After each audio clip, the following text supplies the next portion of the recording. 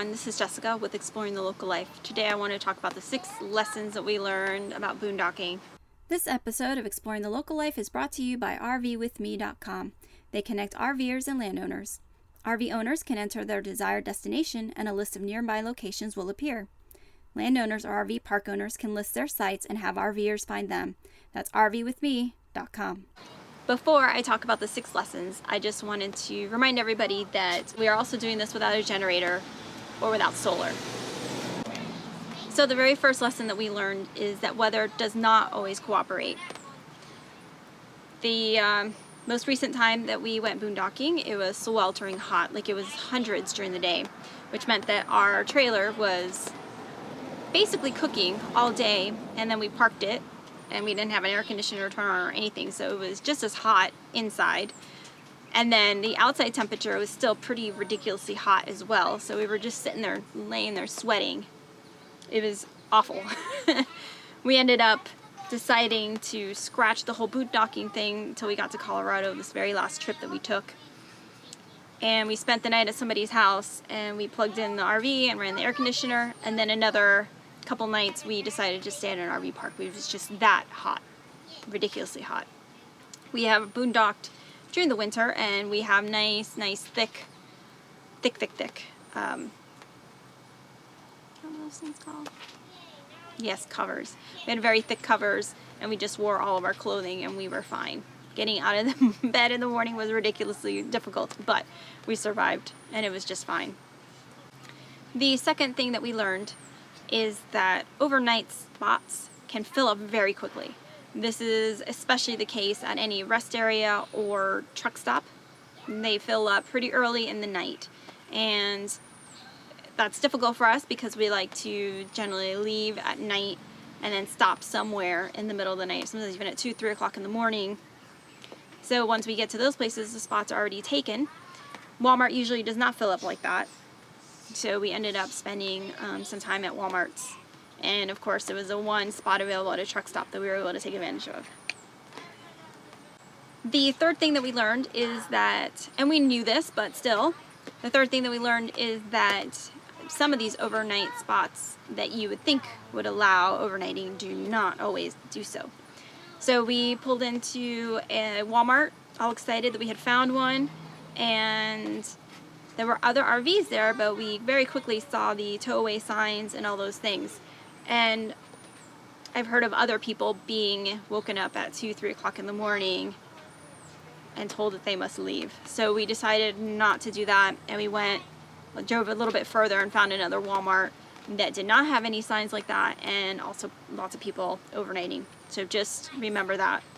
The fourth lesson that we learned is that it can be a really fantastic way of saving money. Even if you have like a Passport America or something like that, you're still paying. Like it's never, no, I'm not going to say it's never free. There are some, I think, the 1,000 Trails, you have somewhere you can do free nights. But it really does help with paying those fees where you're going and just staying at an RV site just overnight, especially if you're coming in pretty late at night and leaving pretty early in the morning. I mean, it's a lot of money really to spend on just having that, just a few hours of those luxury items, those full hookups. So we saved a lot of money just by spending the night somewhere else.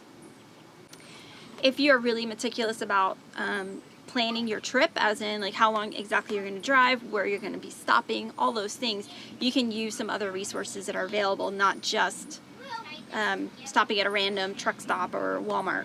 You can use Boondockers Welcome. There's an annual membership for that, but it's not very much. And basically with Boondockers Welcome, it's people that are saying, hey, you can spend the night at my place. And they have varying levels of connections. Some don't have any, but you have somewhere you're staying, like in somebody's home, as opposed to just if you're not comfortable overnighting in some of those other locations. Another one is Harvest Host, and that's where you're staying at a farm or a winery type of place, and it is another overnighting place.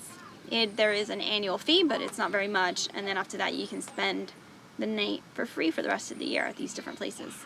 Another resource that's really good if you plan ahead is freecampsites.net.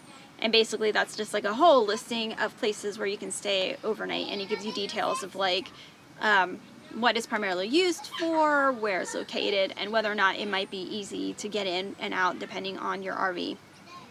The sixth thing that we learned is that while you boondock, you can cook some. We ended up making a few breakfast meals, a few lunches, and things like that. Nothing elaborate, obviously. Not necessarily because we couldn't, but because after a while, you know, you're traveling with a limited amount of water and limited amount of tanks. Now you can go to various places and fill up the fresh water and dump your tanks, but that takes extra time. So it kind of depends on weighing out the amount of time you want to spend traveling and the amount of time, money saved by cooking, doing dishes, and those types of things. We ended up driving back for a while with a really full sink of really dirty dishes after a while because we were on a time crunch. We were running out of water. We wanted to use that water instead for flushing the toilets. We'd rather use our bathrooms, even when we're traveling, than the public restrooms. So we just ended up driving with a icky sink of things. As soon as we got plugged in, I immediately went to town doing dishes. So anyway, those are the 6 things that we learned boondocking. Let us know what you have learned, and that maybe we can learn to make our experiences a little bit better. Thank you so much. Bye.